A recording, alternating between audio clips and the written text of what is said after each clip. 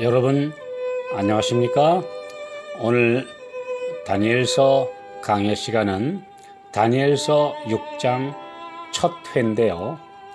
탁월한 영의 사람입니다. 사자굴에서 보호받은 다니엘의 이야기는 성경 이야기 중 너무도 유명합니다. 그러나 그 역사적 배경과 막후에서 펼쳐지는 선악의 전쟁은 깊은 연구와 묵상을 필요로 합니다. 먼저 다니엘서 5장 마지막 두 절, 그날 밤에 갈대아 왕 벨사살이 죽임을 당하였고 메대 사람 다리오가 나라를 얻었는데 때에 다리오는 62세였더라. 이 내용을 이해하기 위해 역사적 사실을 살펴보겠습니다. 메대는 민족의 이름이고 미디아는 나라 이름입니다. 창세기 10장 2절에 보면 노아의 아들 야벳의 아들인 마대의 자손입니다. 페르시아와 함께 인도 유럽 쪽에 속합니다. 그들은 자신들을 아리아누라고 불렀는데 귀족들이라는 의미이고 거기서 나온 이름이 1935년부터 현재의 이란이라는 나라 이름입니다. 이들은 아시리아에 점령당했고 북방 이스라엘이 멸망하자 그들을 메대로 강제 이주시켜서 혼혈족이 되었습니다. 메대는 바벨론과 동맹하여 아시리아를 멸망시킨 후 강국으로 성장했고 페르시아는 안산이라는 이름으로 메대의 속국이었습니다. 페르시아 왕 고레스는 나라가 강해지자 종주국인 외가의 나라 메대를 점령해 합병하여 메대 페르시아 연합국을 만들었고 외삼촌이자 장인인 메대의 왕 시악사레스 2세를 통합 제국의 왕으로 추대했습니다. 이 사람이 위에 기록된 다리오 왕입니다. 다리오라는 이름은 페르시아의 여러 왕이 가진 칭호로 정복자라는 뜻을 가지고 있는 보통 명사입니다. 고레스가 사실상 제국 군대의 총사령관이자 실권자였고 장인인 다리오가 2년 후 죽자 이어서 즉위했습니다. 그가 바로 이사야서의 예언에 나오는 위대한 고레스 대왕으로 유다 민족을 석방한 왕입니다. 다니엘 6장 1절 2절 다리오가 자기의 심원대로 방백 120명을 세워 전국을 통치하게 하고 또 그들 위에 총리 셋을 두었으니 다니엘이 그 중에 하나이라. 흠정역에는 다니엘이 그 중에 첫째라고 번역되어 있습니다.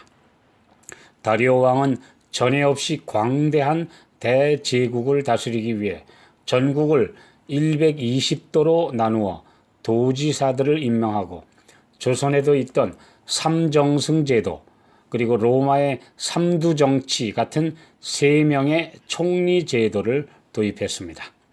유다의 포로로 바벨론의 원로 대신이었던 80대 후반의 연로한 다니엘을 정복한 제국의 대왕이 총리로 발탁한 사실은 매우 놀랍고 신기합니다. 이미 그의 인품과 능력에 대한 정보가 올라왔을 것이고 특히 바벨론 최후의 날 있었던 5장의 사건이 상세하게 보고되었을 것입니다.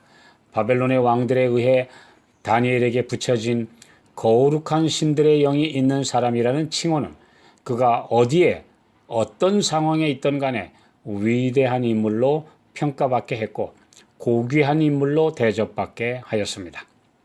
다니엘 6장 3절 다니엘은 마음이 민첩하여 총리들과 방백들 위에 뛰어남으로 왕이 그를 세워 전국을 다스리게 하고자 한지라.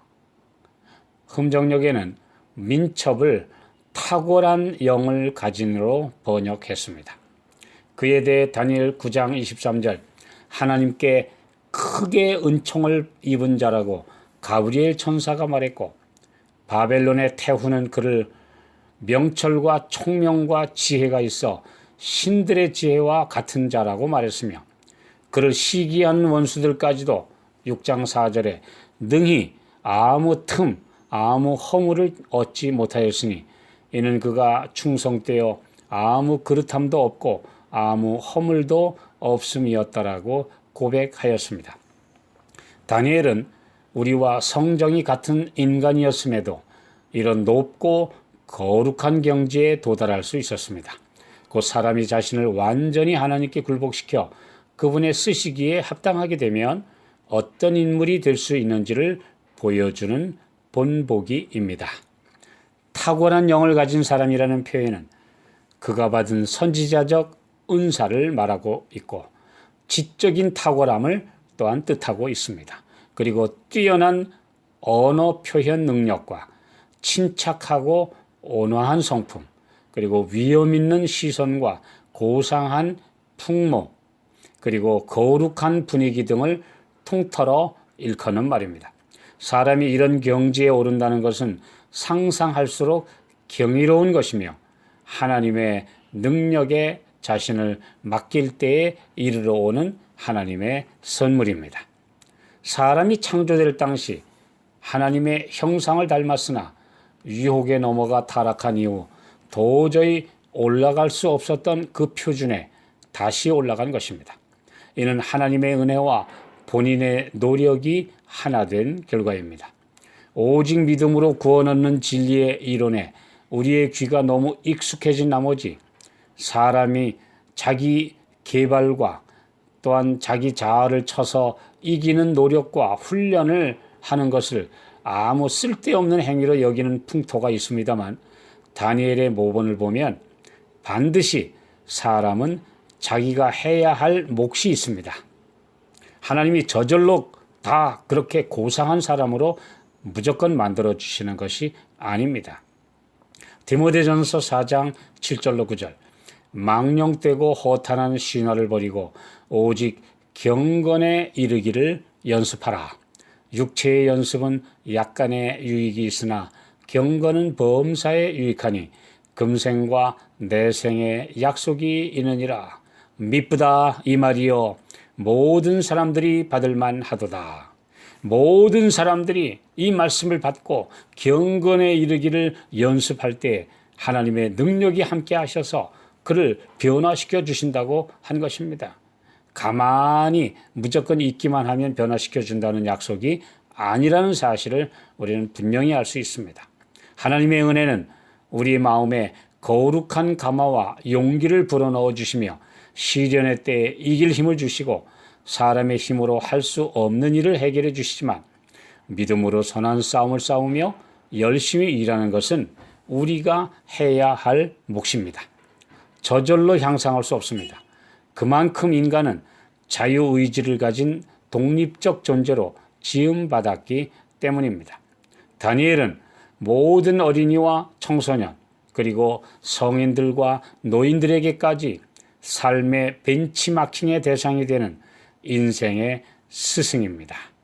과연 하나님의 사람이요 탁월한 영을 가진 사람으로 우리 모두가 그렇게 될 수 있는 모본의 인물입니다.